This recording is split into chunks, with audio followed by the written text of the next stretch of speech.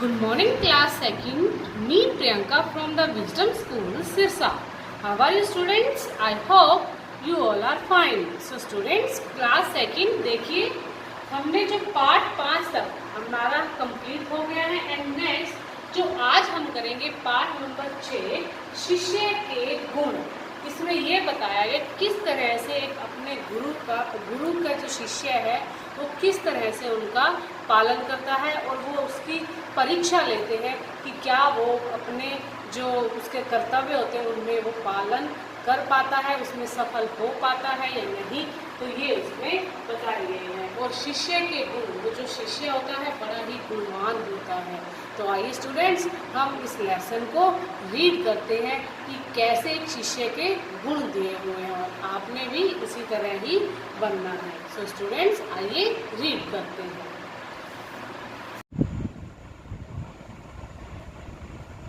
Class second देखिए part number 6 शिष्य के गुण।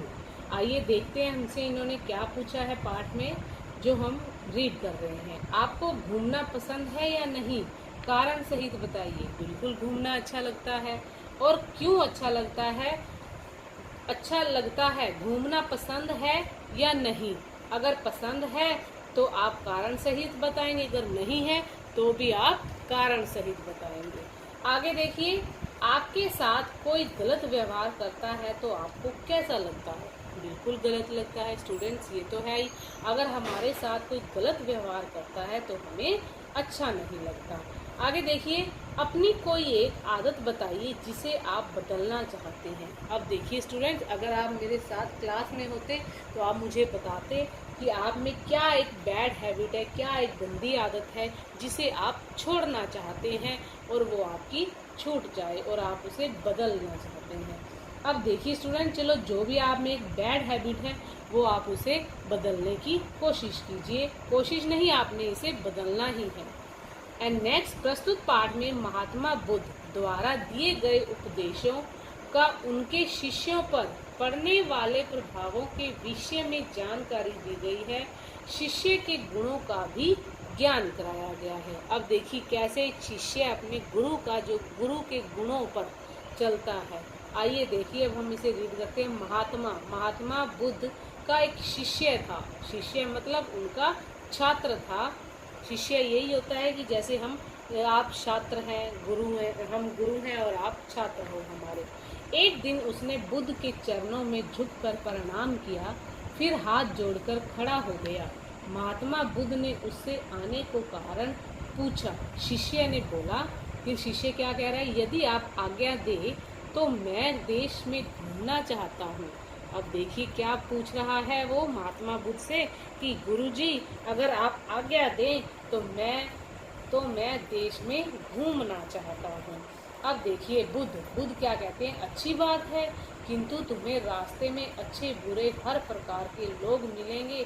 बुरे लोग तुम्हारी निंदा करेंगे और उससे उस समय तुम्हें कैसा लगेगा?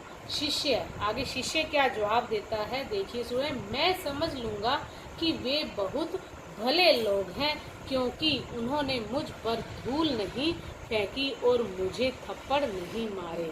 अब देखिए उन्होंने कहा कि कोई बात नहीं, अगर मेरी निंदा करते हैं तो वो एक भले लोग हैं क्योंकि उन्होंने मुझ पर कोई धूल तो नहीं फेंकी, मुझे थप्पड़ तो नहीं मारा, निंदा ही की है ना, तो कोई बात नहीं। अब देखिए बुद्ध क्या कहते हैं, जो महात्मा बुद्ध हैं उनमें से कुछ लोग तुम पर धूल भी फेंक सकते हैं और थप्पड़ भी मार सकते हैं। अब देखिए फिर बुद्ध कहते हैं शिष्य को कि देखिए उनमें से कुछ लोग तुम पर धूल भी फेंक सकते हैं और थप्पड़ भी मार सकते हैं। अब देखिए शिष्य फिर क्या जवाब देता है, मैं उन्हें भी इसलिए भला समझूंगा कि उन्होंने मुझे डंडे से नहीं पीटा। अब देखिए फिर भी उसका देखिए कैसे वो एक जवाब देता है, एक शांत मन से, शांत स्वभाव, ठंडे दिमाग से, कि मैं उन्हें भी इसलिए भला समझूंगा कि उन्होंने मुझे डंडे से तो नहीं मारा। अब महात्मा बुद्ध फिर सोच में पड़ जाए और फिर उससे कहते हैं कि डंडे मारने वाले भी 5-10 लोग मिल सकते हैं। फिर शिष्य क्या जवाब देता है, वे मुझे हथियारों से नहीं मारेंगे, इसलिए वे भी मुझे भले जान पड़ेंगे। अब देखिए उसने कहा कि वे मुझे हथियारों से तो नहीं मारेंगे, डंडे से ही मारेंगे ना, कोई बात नहीं, तो वे भी मुझे भले जान पड़ेंगे। और फिर बुद्ध क्या कहते हैं, देश बहुत बड़ा है, जंगलों में ठग और डाकू रहते हैं, तो डाकू तुम्हें घायल भी कर सकते हैं। और फिर महात्मा बुद्ध कह रहे हैं कि देश जो है बहुत बड़ा है, जंगलों में ठग डाकू रहते हैं और डाकू तुम्हें घायल भी कर सकते हैं। अब शिष्य क्या जवाब देता है, कहता है वे डाकू दयालु जान पड़ेंगे, क्योंकि उन्होंने मुझे कम से कम जीवित छोड़ा। अब देखिए फिर भी वो उनको कहता है कि चलो डाकुओं ने कुछ नहीं, कोई बात नहीं, वो दयालु जान पड़ेंगे, मतलब वो दयालु मेरे पे करेंगे, दया करेंगे कि उन्होंने मुझे कम से कम जीवित मतलब जिंदा तो छोड़ दिया। अब देखिए बुद्ध कहते हैं यह कैसे कह सकते हो कि डाकू तुम्हें जीवित ही छोड़ देंगे, वे जान से भी मार सकते हैं।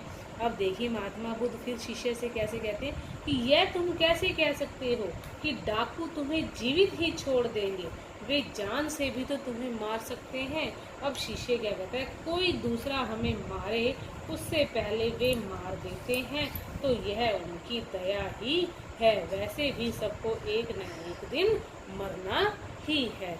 अब देखिए शिष्य की बात सुनकर बुद्ध बहुत प्रसन्न हुए। अब देखिए उसने कितने अच्छे से जवाब दिया।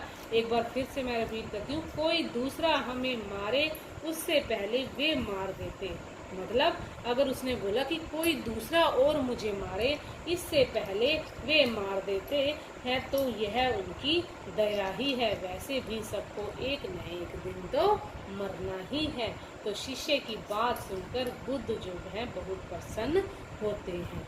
अब देखिए बुद्ध क्या कहते हैं, अब तुम देश में घूमने योग्य हो गए हो, सच्चा साधु वही है जो किसी भी दशा में किसी को बुरा नहीं कहता, दूसरों में दोष देखना और दूसरों को बुरा समझना ठीक नहीं है, इस दोष से भी सभी को बचना चाहिए।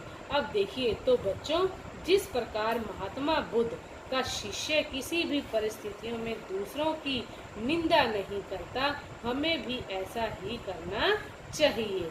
यदि हम भी दूसरे व्यक्तियों में दोष देखने के स्थान पर उनके गुणों को महत्व देंगे तो सब जगह हमारी प्रशंसा होगी। अब देखिए कितने अच्छे से हमारे इस पाठ में शिष्य ने और बुद्ध ने हमें समझाया कि हमें कभी भी किसी की निंदा नहीं करनी चाहिए और हमेशा हमें दूसरों की अच्छाई को देखना चाहिए और उनकी अच्छाइयों को देखकर हमें हमेशा अपने कर्तव्य का पालन करना चाहिए और अपने गुरुओं का आदर करना चाहिए। तो स्टूडेंट्स, हमें इस पाठ से क्या सीख मिलती है, अपने गुरु की आदर करना और दूसरों में अच्छाई देखना। अब देखिए स्टूडेंट्स, इसमें जो हमारे शब्दार्थ आए हैं, कुछ शब्दार्थ आए हैं।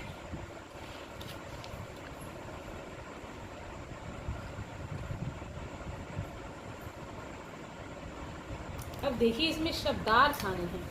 देखिए महात्मा ऊंचे विचारों वाला व्यक्ति, शिष्य जो विद्यार्थी, चेला निंदा बुराई, ठग धोखा देने वाला, दयालु दयावान, दशा हालत, चरण पांव, भला अच्छा सभ्य, घायल जिसे चोट लगी हो, जीवित जिंदा, दोष बुराई, ये जो है हमारे शब्दार्थ है। इसे आपने इसे रीड करना है और श्रुतलेख दिए हुए हैं बच्चों, महात्मा, शिष्य, प्रणाम, आज्ञा, थप्पड़, बुद्ध, प्रसन्न, परिस्थिति। तो आपने इसे इसके शब्दार्थ और इसके श्रुतलेख यहाँ तक आपने राइट और रीड करने हैं और इस पाठ को भी आपने अच्छे से रीड करना है स्टूडेंट्स। और आज के लिए आपका इतना ही है। Okay students, thank you, bye, take care, have a nice day.